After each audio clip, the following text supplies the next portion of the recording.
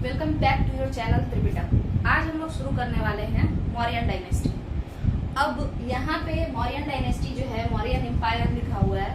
आपको अगर पता नहीं हो कि डायनेस्टी और एम्पायर में क्या अंतर होता है, तो डायनेस्टी छोटे समय के लिए छोटे एरिया में होता है, जबकि एम्पायर बहुत ज्यादा दिन के लिए होता है और बड़े एरिया में होता है। तो यही अंतर है, इसीलिए मौर्यन डायनेस्टी ना कह करके हम लोग इसको मौर्यन एम्पायर कहेंगे, क्योंकि ये जो है बाबू, ये बहुत ज्यादा बड़े एरिया में था और अच्छे समय के लिए भी था और नामी भी बहुत ज्यादा था। तो आगे समझते हैं। और ये किसका मॉडल, कौन सा मॉडल हम लोग फॉलो कर रहे हैं? ये एनसीईआरटी सीरीज वाला नहीं है, ये लूसेंट मॉडल है। मतलब वनडे एग्जाम वालों के लिए इसमें थोड़ा सा हम लोग कुछ ऐड करते जाएंगे। ठीक है, आगे समझते हैं। तो अब स्टार्ट लेते हैं ओरिजिन से। आखिर ओरिजिन क्या है? तो एक कहानी से शुरू करते हैं हम। एक बच्चा था चंद्रगुप्त मौर्य, ठीक है। अब जो चंद्रगुप्त मौर्य है वो कैसा था, इसको समझ लेते हैं।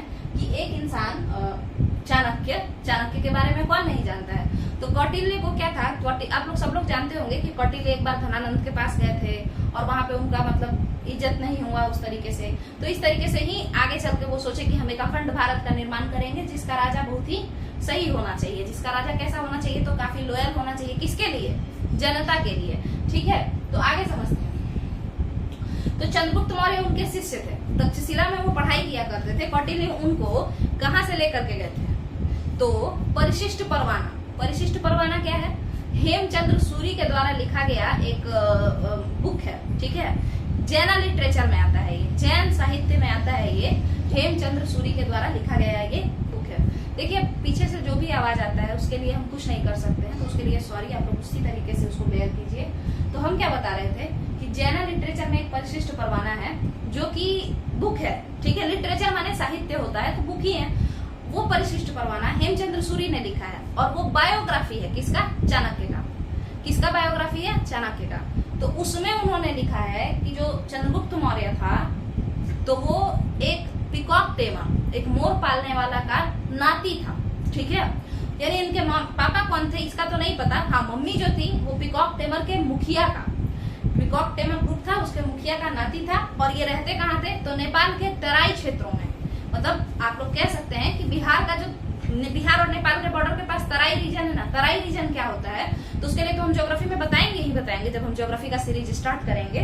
तो तराई रीजन मतलब जब आप वो एरिया, जब नदी पानी से भाबर रीजन से आगे बढ़ती है ना, भाबर रीजन से जैसे माउंटेन से गिरी तो बहुत सारा पत्थर वगैरह लेकर के गिरी, बहुत सारा पत्थर इकट्ठा कर दी, उसके आगे जब बढ़ती है ना तो पूरा दलदल जैसा क्रिएट कर देती है। वही जो दलदली क्षेत्र होता है ना, जिसमें पानी का मात्रा ज्यादा हो, कीचड़ भी थोड़ा हो, तो वो जो एरिया होता है उसे हम तराई रीजन कहते हैं, ठीक है। तो तराई रीजन में ही ये मोर पालने वाले लोग रहा करते थे और वहीं का एक लड़का था चंद्रगुप्त मौर्य।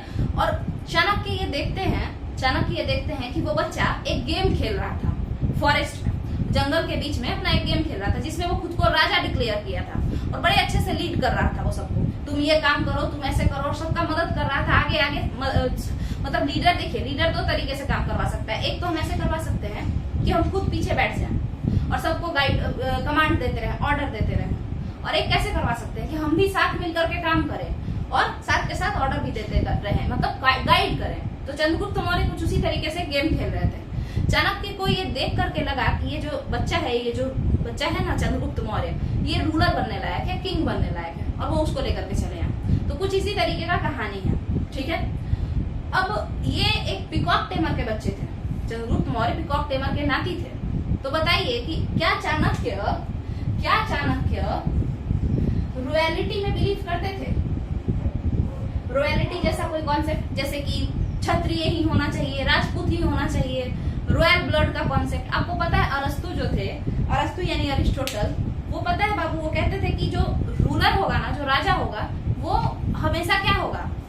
वो हमेशा एक रॉयल ब्लड का होगा।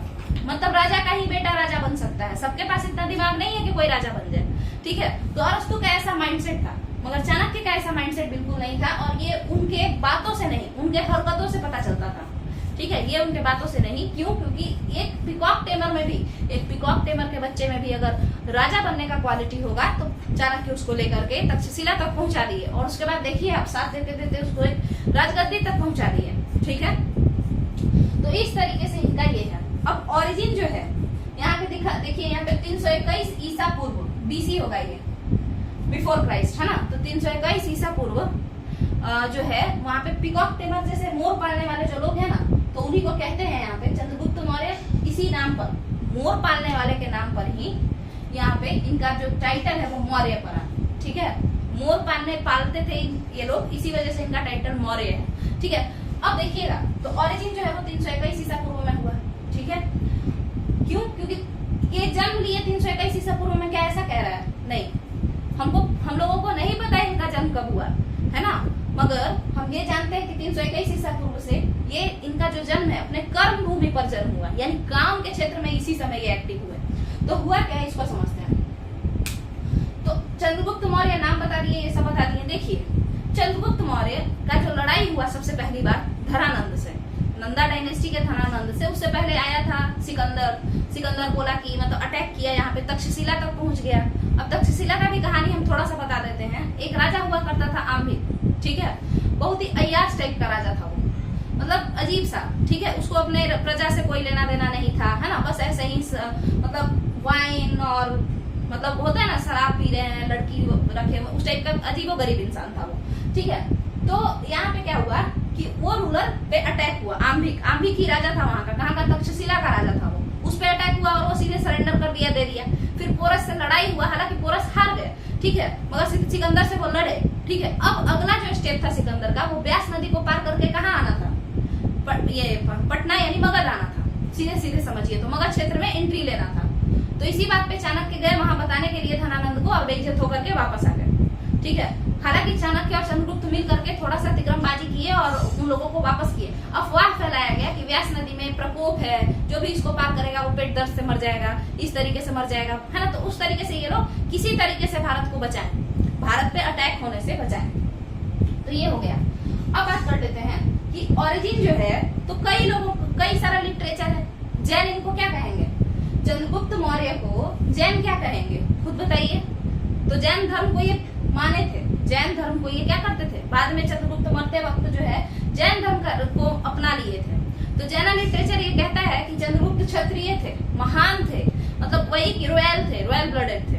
आपको पता होगा महावीर स्वामी भी कैसे थे? क्षत्रिय थे ना वो। तो इस तरीके से वो बोले कि नहीं, चंद्रगुप्त क्या है? तो क्षत्रिय है। बुद्धिस्ट लिटरेचर क्या कहता है, बुद्धिस्ट साहित्य भी यही कहता है कि भाई वो क्या थे? तो क्षत्रिय थे, ठीक है। मगर कौन है जो इनका सही बताता है? तो एक तो वो जो परिशिष्ट परवाना लिखे हैं हेमचंद्र सूरी, वो सही में बताते हैं कि चंद्रगुप्त मौर्य पीकॉक टेमर के नाती थे और वहां से उनको लाया गया, ठीक है। अब एक इंसान थे मुद्रा राक्षस, जो बुक लिखे हैं, विशाख दत्ता उनका नाम है। विशाखा दत्त भी कुछ लोग कहते हैं, कुछ लोग विशाख दत्ता कहते हैं। मुद्रा राक्षस किताब का नाम है। और वो मौर्यन साम्राज्य के समय नहीं थे, वो गुप्त साम्राज्य के समय थे, ठीक है। तो गुप्त साम्राज्य के समय जब वो थे, तो मुद्रा राक्षस में विशाख दत्ता क्या कहते हैं कि चंद्रगुप्त मौर्य वृषद कबीले के थे। वृषद कबीला मतलब क्या होता है? कबीला मतलब तो ट्राइब। वृषद मतलब क्या होता है? नीच कुल के, निम्न कुल के थे, ऐसा विशाख दत्ता कहते हैं, ठीक है। तो जो भी हो, बट चाणक्य के बारे में अगर हम लोग यहाँ से देखते हैं कि वो पीकॉक टेमर के बच्चे को, पीकॉक टेमर के नाती को लेकर के आए हैं, इसका मतलब है कि चाणक्य कहीं से भी ये कास्टिज्म वगैरह को नहीं मानते थे। उनका जो विश्वास था वो कर्म पे ज्यादा था। आगे समझते हैं। तो ये तो हो गया एक बात। ओरिजिन चंद्रगुप्त का क्या क्या था, अलग अलग लोगों ने क्या क्या कहा, है ना। चाइनीज जो आपका इंस्क्रिप्शन, चाइनीज वाले जो लोग थे, चाइनीज लिटरेचर जो है, वो लोग आखिर क्या कहता है? तो वो लोग कहता है कि चंद्रगुप्त क्या थे? तो भाई क्षत्रिय थे, ठीक है, मतलब अच्छे कुल के थे। सीधा सीधी क्षत्रिय, ऐसा नहीं ब्राह्मण क्षत्रिय, ऐसा नहीं, अच्छे कुल के थे। तो समझ लीजिए, बस दो लोगों ने इनको नीच बताया है। एक तो सही है कि चाणक्य जो है वो पीकॉक टेमर और ये सब, क्योंकि उनका बायोग्राफी है, ऑटोबायोग्राफी नहीं है, चाणक्य ने खुद से नहीं लिखा है, परिशिष्ट परवाना हेमचंद्र सूरी ने लिखा है, आत्मकथा नहीं है, उनके ऊपर कोई लिख दिया है। अगला समझते हैं। और एक वृषभ कबीला के हैं, निम्न कुल के हैं, किसने लिखा? विशाख दत्ता ने लिखा है, मुद्रा राक्षस में। मुद्रा राक्षस जो बुक है ना, उसी में ये बताया गया है कि किस तरीके से धनानंद को पटक पटक के ये लोग पीटा। दोनों चेला और गुरु जो थे, धनानंद को पटक पटक के पीटे और किस तरीके से राजगद्दी से उसको फेंके और वहां पे जाकर के शासन करना शुरू किए। ये किस किताब में बताया गया है? मुद्रा राक्षस में ही बताया गया है। किसका बुक है? विशाख दत्ता का। अब ये पूछेगा कि लैंग्वेज कौन सा था? वनडे एग्जाम में कुछ भी पूछ देता है। लैंग्वेज कौन सा था मुद्रा राक्षस का? संस्कृत भाषा में लिखा गया है ये। और ये जो विशाखदत्ता है, क्या ये मौर्यन साम्राज्य में रहते थे? तो ऐसी बात नहीं है, ये कहाँ के थे? गुप्ता साम्राज्य में रहते थे, गुप्ता पीरियड में ये थे। ठीक है, आगे समझते हैं एक्सटेंट। एक्सटेंट क्या होता है? एक्सटेंट मतलब होता है बाबू चौहद्दी। ठीक है, तो चौहद्दी किस तरीके से हम लोग पता कर सकते हैं? तो थोड़ा देखते हैं। ये हुआ नॉर्थ यानी उत्तर, साउथ, ईस्ट और वेस्ट। कई लोगों को तो इसमें ही प्रॉब्लम हो जाता है, नॉर्थ साउथ ईस्ट वेस्ट में कई लोगों को प्रॉब्लम हो जाता है। तो ईस्ट पाकिस्तान हम लोग किसको कहते हैं? बांग्लादेश को कहते थे पहले, जब पाकिस्तान बांग्लादेश साथ था ना, तो बांग्लादेश को ईस्ट पाकिस्तान कहते थे। और बांग्लादेश इसी साइड तो है भारत के, और पाकिस्तान को, प्रेजेंट डे पाकिस्तान जो है, उसको हम लोग वेस्ट पाकिस्तान कहते थे। तो अब आपको इसमें क्लियर होना चाहिए कि East Pakistan, West Pakistan, north south east west. अब समझते हैं कि क्या क्या था, तो सुनिएगा। अगर हम बात करें कि नॉर्दर्न सेक्टर में कहां कहां तक ये लोग फैला हुआ था, इसका लास्ट जो बाउंड्री था वो कौन सा था, तो उसको समझते हैं। देखिए, आप लोग सुने होंगे कि चंद्रगुप्त मौर्य सेल्यूकस निकेटर की लड़की से शादी करते हैं। सेल्यूकस निकेटर कौन था? सिकंदर के साथ जो आए थे वो थे सेल्यूकस निकेटर। ठीक है, सिकंदर के थल सेना अध्यक्ष। आपको बता दें कि सिकंदर का जो थल सेना अध्यक्ष था, थल सेना मतलब मिलिट्री का जो हेड था, ठीक है, और जल सेना माने नेवी का जो हेड था, समझ में आया? थल सेना अध्यक्ष थे सेल्यूकस निकेटर, और जल सेना यानी नेवी के जो हेड थे तो वो कोई और थे, है ना, उनका नाम मेरे ध्यान में नहीं आ रहा है, वो और कोई दूसरे इंसान थे। ठीक है, चलिए देखते हैं यहाँ पे। तो सेल्यूकस निकेटर जो थे ना, तो वो थल सेना अध्यक्ष थे, और बाद में उन्हीं को सिकंदर कुछ यहाँ का हिस्सा, जैसे यहाँ पे जो भी वो जीता था, कौन कौन सा जगह जीता था, तो हमने कहा तक्षशिला वो जीत लिया था, पेशावर वो जीत लिया था, है ना, और सिंध भी जीत लिया था, जिसका राजा पोरस था। हालांकि पोरस लड़े बट वो हार गए, ठीक है, मगर लड़े। आमिर तो ऐसे ही दे दिया कि भाई ले जाओ, माफ करो हमको, समझ में आया? देखते हैं यहाँ पे, तो ये सब तो है ही, बट इसके अलावा तो जो वो सब सिकंदर का जो एरिया था ना, अफगानिस्तान पाकिस्तान वाले रीजन में, वो सारा वो सेल्यूकस निकेटर को दे दिया था उसको संभालने के लिए। सिकंदर यहाँ पर अटैक किया, उसके 3 साल बाद तो मर गया। उसके बाद सेल्यूकस खुद को राजा डिक्लेयर कर दिया। अब क्या हुआ कि जब कार्नेलिया से बाद में सेल्यूकस निकेटर आया, सिकंदर तो अटैक किया जो किया ही, तो सिकंदर किस पे अटैक किया था? पोरस वगैरह पे। सेल्यूकस निकेटर चंद्रगुप्त मौर्य से लड़ने चला गया और हाथी लेकर के गया। अब आप लोग बोलेंगे कि आखिर हाथी लेके क्यों गया? तो देखिए, जब सिकंदर पिछली बार आया था ना, तो इसी बात के अफवाह फैलाया गया था कि धनानंद के पास बहुत सारा हाथी है, बहुत कुचल के मारेगा, तो ये लोग हाथी लेके ही पहुंच गया। सेल्यूकस निकेटर जब अगली बार लड़ने गया तो हाथी लेके पहुंच गया कि मेरे पास भी हाथी है। बट उस समय क्या हुआ कि एक तो रूलर चेंज हो गया, राजा चंद्रगुप्त मौर्य जैसा अच्छा इंसान बन गया, कहाँ वो बेहुदा राजा था, कहाँ ये अच्छा इंसान बन गया। धनानंद को तो अपने राजपाट से कोई लेना देना ही नहीं था। ठीक है, तो एक तो ये हो गया कि रूलर बहुत अच्छा बन गया, उसका पीएम बहुत अच्छा था, और दूसरा कि हाथी वगैरह जो है उसका उस समय नहीं था। जैसे समझिएगा, अगर कोई हाथी लेके आता है और उसको कोई कीचड़ वाले एरिया में पार करना है, तो हाथी तो उसी में धंस जाएगा। उसको ब्यास नदी पार करना होता, सतलज पार करना होता, तो उसमें घोड़ा ज्यादा प्रॉफिटेबल होता ना, तो इसीलिए। तो आप लोग उस पर हम लोग आएंगे कि किस तरीके से चंद्रगुप्त का लड़ाई होता है बाद में सेल्यूकस निकेटर से। तो सेल्यूकस निकेटर से जब लड़ाई होता है ना, तो वो जीत जाता है। कौन जीत जाता है? चंद्रगुप्त मौर्य। अब चंद्रगुप्त मौर्य उसका मजाक उड़ाने के लिए उसको 500 हाथी देता है। चंद्रगुप्त मौर्य, आप लोग पढ़े होंगे कि चंद्रगुप्त मौर्य जो है वो एक सेल्यूकस निकेटर को गिफ्ट में, जब कार्नेलिया या हेलेना, उसकी लड़की का नाम रहता है कार्नेलिया या हेलेना, तो हेलेना से उसका शादी क्यों किया जाता है? चंद्रगुप्त मौर्य का शादी आखिर हेलेना से होता क्यों है? क्योंकि हार जाता है, उसका बाप हार जाता है, तो अपने आप को बचाने के लिए हेलेना से शादी कर देता है। चंद्रगुप्त मौर्य हेलेना से शादी क्यों करता है? एरिया को एक्सपेंड करने के लिए। आपको हम मगध वाला जो क्लास लिए हैं, मगध एम्पायर एनसीईआरटी सीरीज में भी जो चल रहा है, तो उसमें क्यों वो बढ़ा, उसमें बताए थे कि मगध के जो रूलर थे वो लोग राज्य को बढ़ाने के लिए अटैक तो करते ही थे, शादी भी कर लेते थे, और दहेज का बहुत यूज करते थे। दहेज में जमीन मांग लेते थे कि वो वाला जो रीजन है ना वो हमको दे दीजिए। सेम यही चंद्रगुप्त मौर्य किया। शादी वो किया किससे? तो जिसको हराया था उसकी लड़की से शादी कर लिया, और शादी करने के बाद कार्नेलिया या हेलेना से शादी करने के बाद 4 जगह ले लिया उसका नॉर्थ वेस्टर्न रीजन का। नॉर्थ वेस्टर्न रीजन माने ये नॉर्थ हो गया, वेस्ट इधर यानी ये वाला रीजन, पाकिस्तान अफगानिस्तान वाला रीजन, वो 4 रीजन ले लिया, और उसका नाम क्या था? Aria Arachosia Gedrosia Peloponnese. ठीक है, देखिएगा, एरिया अराकोसिया जदरोसिया पेलोपोनेस, परोपनिदेश। ये 4 रीजन उससे लिया किस चीज के लिए, तो हम बता दें आपको कि ये 4 रीजन केवल दहेज में दे लिया, ठीक है। और ये 4 रीजन क्यों, क्योंकि हारा था और बदले में उपहार में क्या दिया, गिफ्ट में क्या दिया, 500 हाथी दे दिया। और वो हाथी इसलिए नहीं दिया था कि उपहार के लिए, मजाक उड़ाने के लिए दिया था। मजाक उड़ाने के लिए इसलिए क्योंकि वो गधा हाथी लेके आया था लड़ने के लिए, और वो भी किस रीजन में, एक ऐसा रीजन जहाँ पे सतलज पार करना है, ब्यास पार करना है, इतना सारा नदी वगैरह पार करना है, कीचड़ वाला एरिया पार करना है, और वहां पे मोटा मोटा हाथी लेके चलने पे वो तो धंस जाएगा।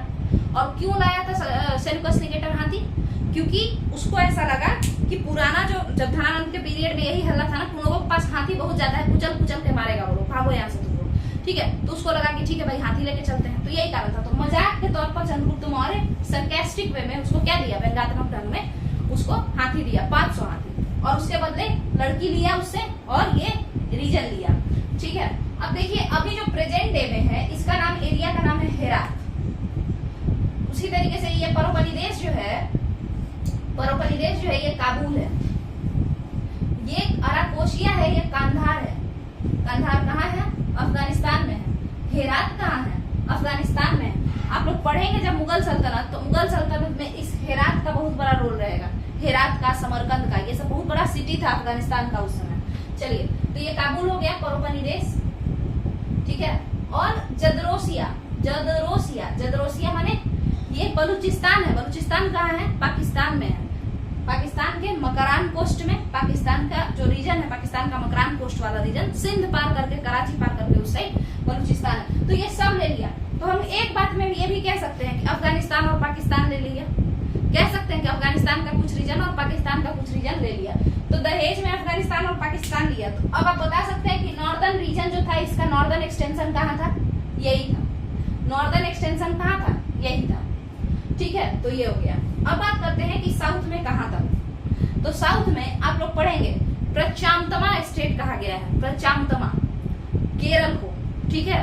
केरल को सतपुत्रा, चोल, चेर, पांड्या, ये सब का नाम दिया गया है दूसरे अभिलेख में। मेजर रॉक एडिक्ट का जो दूसरा इंस्क्रिप्शन है, सेकेंड मेजर रॉक एडिक्ट, उसमें ना इन लोगों का नाम लिया गया है, ऐसे कुछ रूलर्स का, और उनको कहा गया कि ये प्रचामतमा स्टेट है।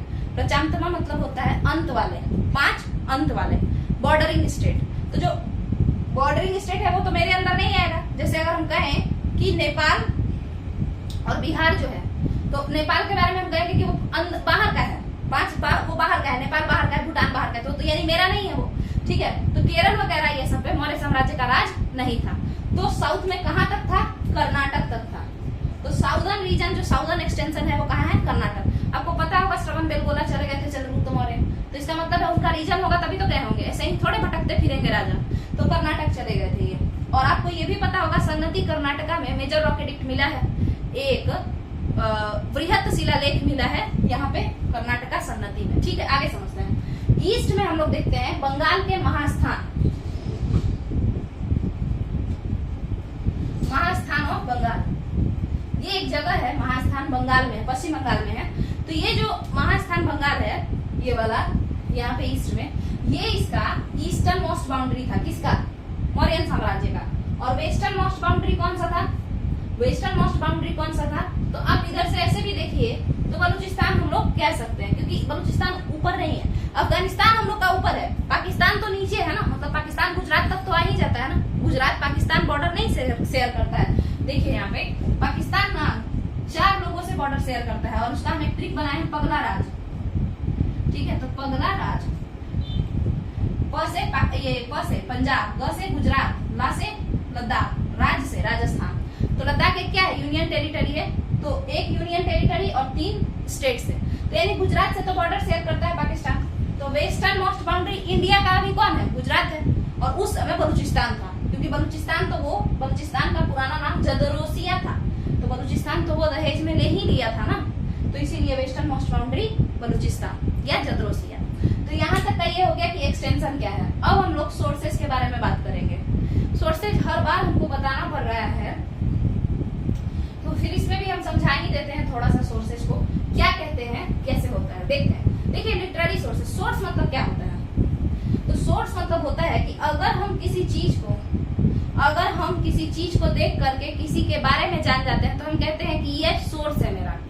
जैसे आप सुने होंगे कुछ लोग कहते हैं ना कि सोर्स मत पूछना, मगर ये वाला बात है, हम कहीं से पता किए हैं, हम अपने सोर्स से पता किए हैं, यानी हम अपने जान पहचान के लोगों से पता किए हैं कि ये बात है ना। तो उसी तरीके से सोर्स क्या होता है, तो कोई भी चीज को देख करके, मान के चलिए आप एक बोतल देखते हैं और उस बोतल को देख करके आपको कुछ बात पता चलता है, तो आप कहेंगे कि हम इस बोतल से ये बात पता किए हैं, या आप ये कहेंगे कि इस सोर्स से हमको ये बात पता चला है। समझ में आया? तो किसी भी चीज से। अब सेम वही बात कि मौर्यन साम्राज्य के समय क्या सोर्स हो सकता है, इसी के बारे में जानने के लिए आप उसके दोस्त से पूछ सकते हैं, वो नहीं अवेलेबल है, कॉपी किताब देख सकते हैं, वो भी नहीं है अगर, तो सामान यूज जो किया है उसको देख सकते हैं, उसके घर में घुस जाइए, खंडहर पड़ा हुआ है, सब उठा के देखिए आखिर क्या यूज करता था।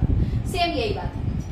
मौर्यन पीरियड कौन से पीरियड में आता था? क्या वो प्री हिस्टोरिक पीरियड में था जहाँ पे लिखावट होता ही नहीं था? तो ऐसी बात तो है नहीं। अर्थशास्त्र तो लिखा गया है, इंडिका तो लिखा गया है, कई सारे बुक्स उस समय लिखे जाते थे। तो मौर्यन पीरियड ना तो प्री हिस्टोरिक पीरियड में आता है, ना ही प्रोटो हिस्टोरिक में आता है, मतलब ना ही तो वो प्राक इतिहास में आता है, ना ही वो आद्य इतिहास में आता है। लिखित साक्ष्य जो है वो भी पढ़े जा चुके हैं, मतलब रिटेन सोर्सेज जो है वो डेसिफर्ड है, यानी वो हिस्टोरिकल इंडिया में आएगा। एंशिएंट हिस्ट्री कह सकते हैं उसको, हिस्ट्री उसको कहते हैं हिस्टोरिकल पीरियड जिस पीरियड में हम लोग का लिखित साक्ष्य भी है, लिटरेचर है, लिटरेरी सोर्सेज है और हम उसको पढ़ भी सके हैं। ठीक है, तो हम लोग शुरू करते हैं। तो एक तो लिटरेरी सोर्सेज से हम लोग पता कर सकते हैं। अब लिटरेरी सोर्सेज पे हम लोग आते हैं। देखिए लिटरेरी सोर्सेज जो है इस पे अगर हम लोग बात करते हैं, क्या है ये लिटरेरी सोर्सेज जो है ना, इस पे अगर हम बात करें तो यहाँ पे क्या होगा, सबसे पहले देखिए कि एक तो रिलीजन क्या होगा, रिलीजन, दूसरा पॉलिटिकल हो सकता है, और तीसरा और भी कई तरीके का ट्रैवलर्स अकाउंट, ऐसा कई तरीके का हो सकता है ना। देखिए रिलीजियस बुक हो सकता है, रिलीजियस बुक हो सकता है, बिल्कुल हो सकता है ना। जैसे बुद्धिस्ट लिटरेचर आप देखेंगे, बुद्धिस्ट जो साहित्य है, दीपवंसा और महावंसा, ठीक है, उसी तरीके से दीपवंसा महावंसा है। फिर उसी तरीके से और कौन सा है, दिव्य वदना, अशोक वदना। इसमें मौर्य साम्राज्य के बारे में काफी जानकारी दिया गया है, इसमें मौर्य साम्राज्य के बारे में काफी जानकारी दिया गया है, तो हम लोग समझते हैं। देखिए और भी, ये तो सिर्फ बुद्धिस्ट है। जैना लिटरेचर, जैन साहित्य कौन सा बताइएगा?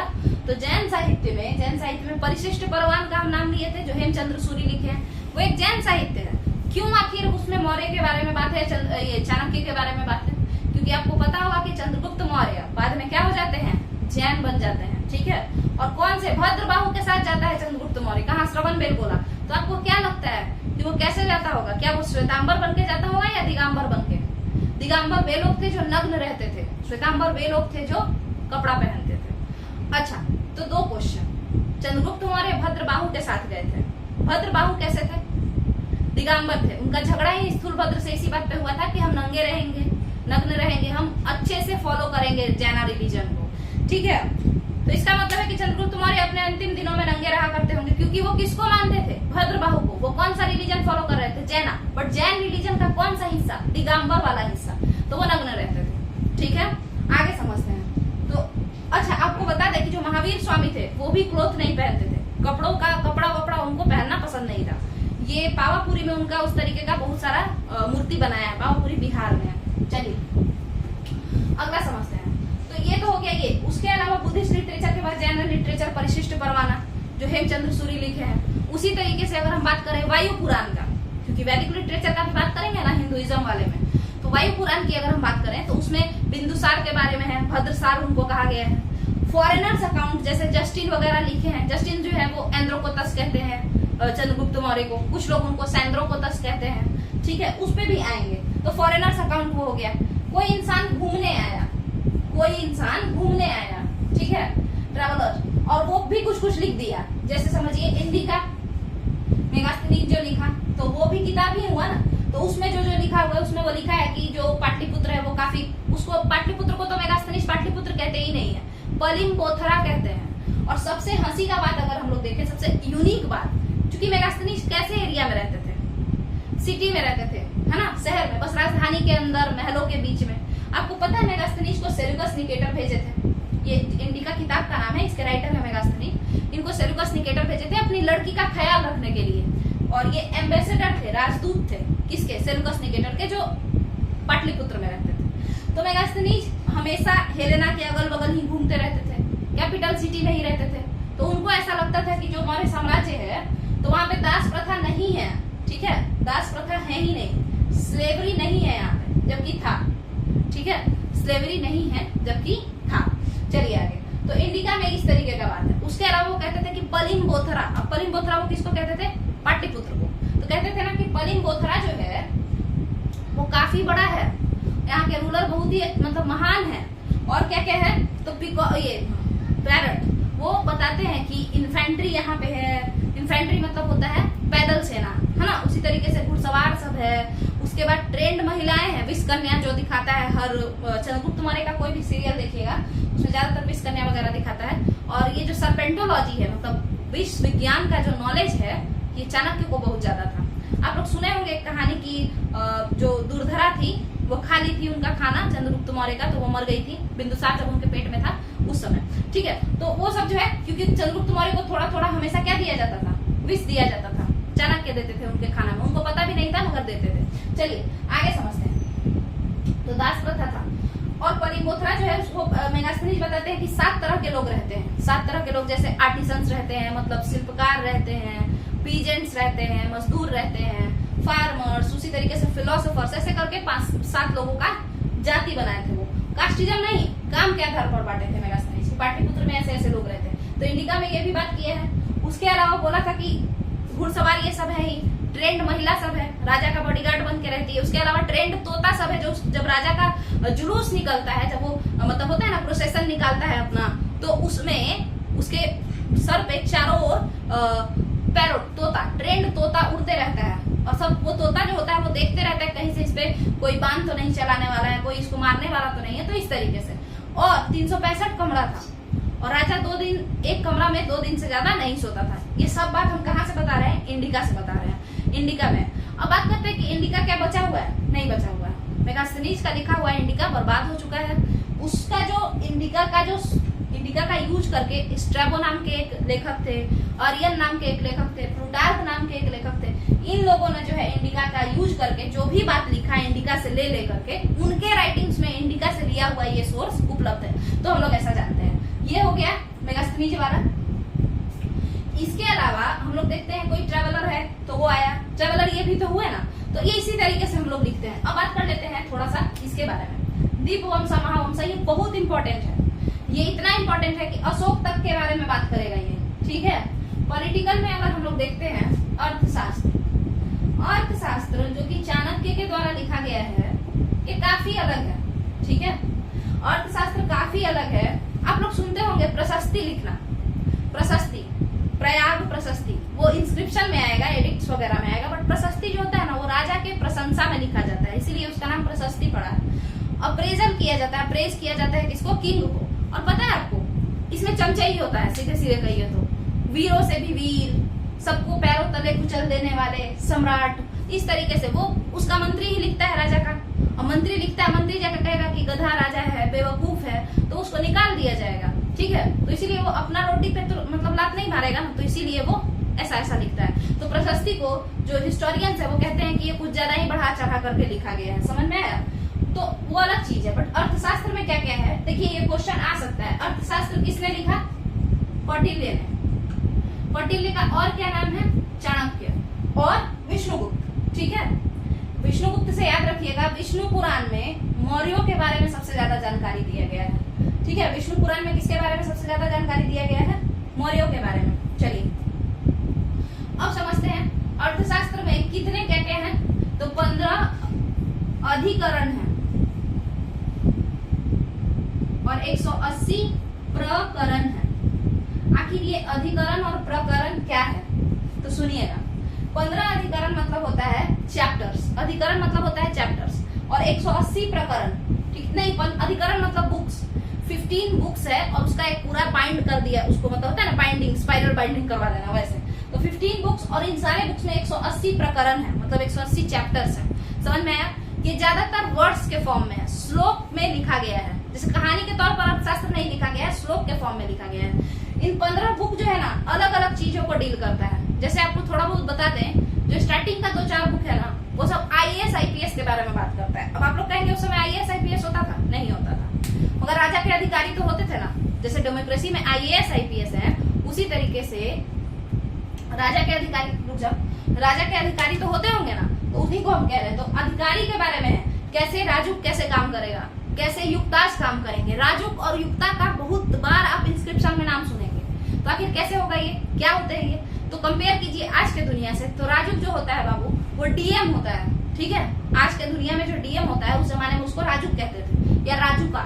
हिंदी में ना, इंग्लिश में A लगा दिया जाता है सब चीज में। और युक्त या युक्ता किसको कहते थे, तो SSC से जो लोग जाते हैं ना उन लोगों को कहते थे। मतलब राजुका को असिस्ट करता था, राजुका के नीचे काम करता था युक्ता, ठीक है। तो उन लोगों के बारे में, इन्हीं लोगों के बारे में इस 15वें चैप्टर में लिखा है। उसके अलावा अकल्ट प्रैक्टिसेस के बारे में भी लिखा है, कैसे विष का निर्माण करते हैं, कैसे किसी को मतलब वो होता है ना डाइन वगैरह करना, ये सब है ना। तो उन अकल्ट प्रैक्टिसेस जो है उनके बारे में भी एक चैप्टर में लिखा है। तो ये पूरा उसी टाइप का पूरा किताब है। फिर राजा किस तरीके से लोगों को ठगे, इसके बारे में भी एक चैप्टर है, इसमें एक बुक है। पूछिए कैसे, देखिए Sohgaura copper plate inscription, Sohgaura जो कि यूपी में है, तो गोरखपुर में। तो उसमें क्या लिखा है कि एक बार क्या हुआ कि अकाल पड़ गया।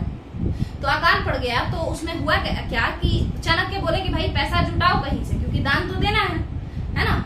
तो पैसा जुटाओ, दान देना है। तो उसमें चंद्रगुप्त मौर्य लिखवाएं, क्या लिखवाएं कि ऐसा है, अकाल पड़ गया, हम भी दान दे रहे हैं, आप लोग भी दीजिए, और मिलजुल करके हम लोग निकलते हैं PM केयर्स फंड की तरफ। समझ में आया, कोरोना में जो PM केयर्स फंड बना था, तो उस तरीके से। तो एक तो ये हो गया, इस तरीके से हम मतलब पैसा लिए, टैक्स भी लिए और ऊपर से पैसा भी ले लिए, ठीक है। दूसरा महास्थान जो हम बताए थे बंगाल में, तो वहां पे ये था कि वहां पे ऐसा मतलब, वहां पे भी एक बार ऐसा मतलब किताबों में लिखा हुआ है कि हुआ क्या था कि वहां पे कुछ प्रॉब्लम्स था, तो उसको सॉल्व करना था। तो सॉल्व करने के लिए क्या किया जाता था कि मंत्री रात में जाता था और जाकर के किसी पेड़ के नीचे बहुत सारा सोना गाड़ देता था। कोई भी मंत्री जाकर के पेड़ के नीचे बहुत सारा सोना गाड़ देता था। आप सप्तांग थ्योरी जो इसका है चाणक्य का, चाणक्य कहते हैं कि देखिए थोड़ा सा देख लीजिए, अर्थशास्त्र मेनली, अर्थशास्त्र इकोनॉमी का किताब ही नहीं है। अर्थशास्त्र जो किताब है वो पॉलिटी का है, मतलब स्टेट को कैसे बनाए, है ना। स्टेट आर्टिफैक्ट्स के बारे में बताता है, पब्लिक एडमिनिस्ट्रेशन कैसे करें, तो यही है। तो चाणक्य बताते हैं कि देखिए सप्तांग थ्योरी है, मतलब राज्य के 7 अंग होते हैं, ठीक है। राजा, मंत्री, चोर, सिपाही, है ना। उसके अलावा पैसा, मित्र, इसका नाम अलग अलग है मगर याद ऐसे ही कीजिएगा, राजा, मंत्री, चोर, सिपाही, उसके अलावा पैसा, मित्र, और क्या, और एरिया। क्योंकि एरिया ही नहीं होगा तो राजा किसके बनोगे, समझ में आया।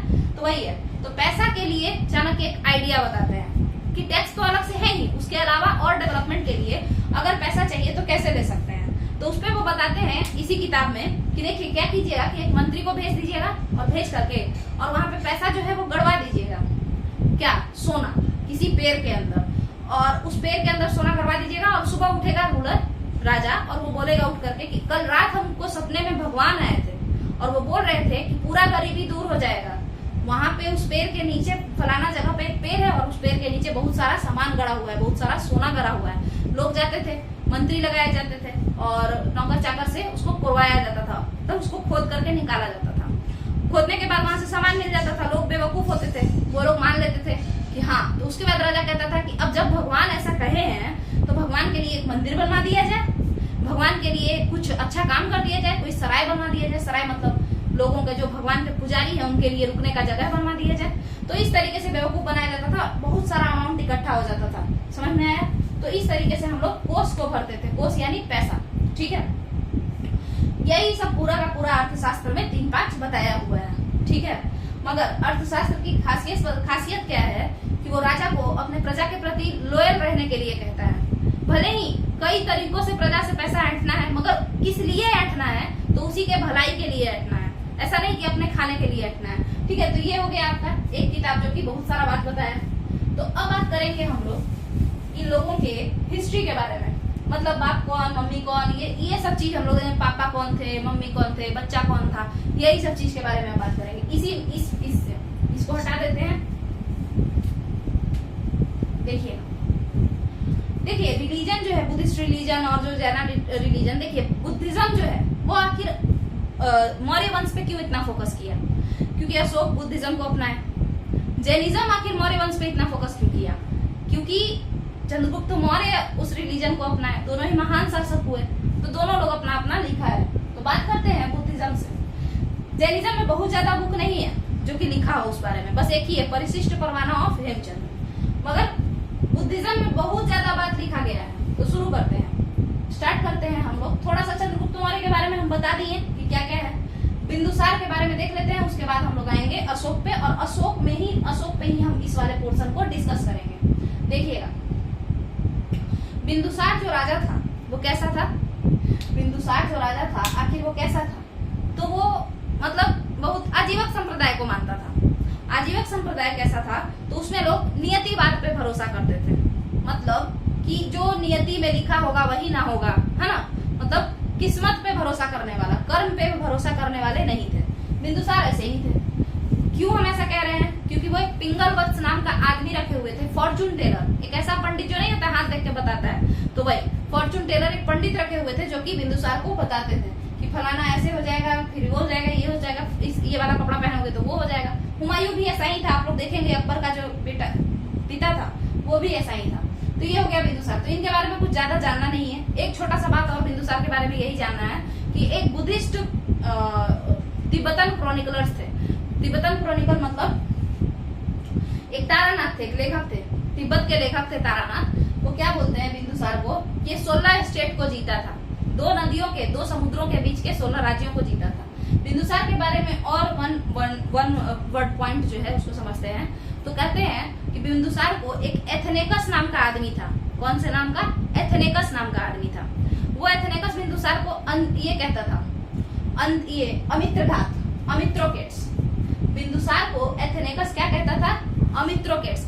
एथनेकस कौन था? ग्रीक राइटर था। ग्रीक राइटर बिंदुसार को, ग्रीक राइटर था एक एथनेकस जो बिंदुसार को क्या कहता था? अमित्रोकेट्स। अमित्रोकेट्स को ही हिंदी या संस्कृत में अमित्रघात कहा गया है। अमित्रघात मतलब होता है स्लेयर ऑफ फोज, मतलब दुश्मनों का विनाशक, ठीक है, दुश्मनों का विनाशक। तो ये एक बात हो गया। दूसरा, पुराणों में इसे, वायु पुराण में बिंदुसार को भद्रसार कहा गया है, और चाइनीज इंस्क्रिप्शन में इसको बिंदुपाल कहा गया है। कुछ भी पूछ सकता है, 3-4 नाम इसके हैं, वही है। काम ये कुछ खास किए नहीं थे। पिंगलवत्स नाम का एक इंसान था जिसे भर दिन अपना हाथ दिखाते रहते थे। हालांकि तारानाथ कहते हैं कि 16 राज्यों को जीता है ये, 2 समुद्रों के बीच का, 2 समुद्र कौन? अरब सागर और बंगाल की खाड़ी के बीच के 16 राज्यों को ये जीता है। तो ये सब अलग बात है। अब हम लोग अशोक पे आते हैं। तो अशोक पे आएंगे तभी ये दीपवंशा ये सब होगा। तो इसमें ना अशोक के बारे में बहुत ज्यादा बात है। अशोक के पापा कौन थे इन सारों में? अशोक की वाइफ कौन थी? कितनी सारी वाइफ थी? कितना बच्चा था? अपने भाइयों को मारा या नहीं मारा? यही सब के बारे में लिखा हुआ है। इसको हम लोग समझेंगे बाद में। अब एपिग्राफिकल सोर्सेज है। तो यहाँ पे क्या है कि टाइम जो है ना वो बहुत ज्यादा हो गया है, तो वीडियो लंबा चला जाएगा। तो हम लोग ना इसको फिर से देखेंगे, ठीक है। लिटरेरी सोर्सेज वाला हम समझा दिए हैं। हाँ, अशोक का जब हम पढ़ाएंगे तो उसमें हम इस बुद्धिस्ट वाले को, दीपवंशा महावंशा वाले को, इसको अच्छे से बुद्धिस्ट लिटरेचर को समझाएंगे। क्योंकि अशोक के फैमिली के बारे में, जैसे दीपवंशा महावंशा ये सब है, और दिव्यवदना, जैसे आपको बता दें अशोक वदना में उसकी मम्मी का नाम बताया गया है, उसकी वाइफ का नाम बताया गया है, प्रिंस कौन था यानी राजकुमार कौन बना था उन लोगों का नाम। तो ये सब हम लोग उसी में देख लेंगे, ठीक है। तो लिटरेरी सोर्सेज कंप्लीट हो जाता है। इसके अलावा एपिग्राफिकल सोर्सेज है, और ये भी काफी है, मतलब 14 रॉकेट एक पढ़ाना है, फिर उसमें क्या क्या लिखा है वो भी पढ़ाना है। तो ये भी काफी लंबा जाएगा। तो जब हम अशोक पे आएंगे ना तो फिर हम लोग इसको साथ में कवर कर लेंगे, रिलीजन को, ठीक है। चलिए, तो थैंक यू।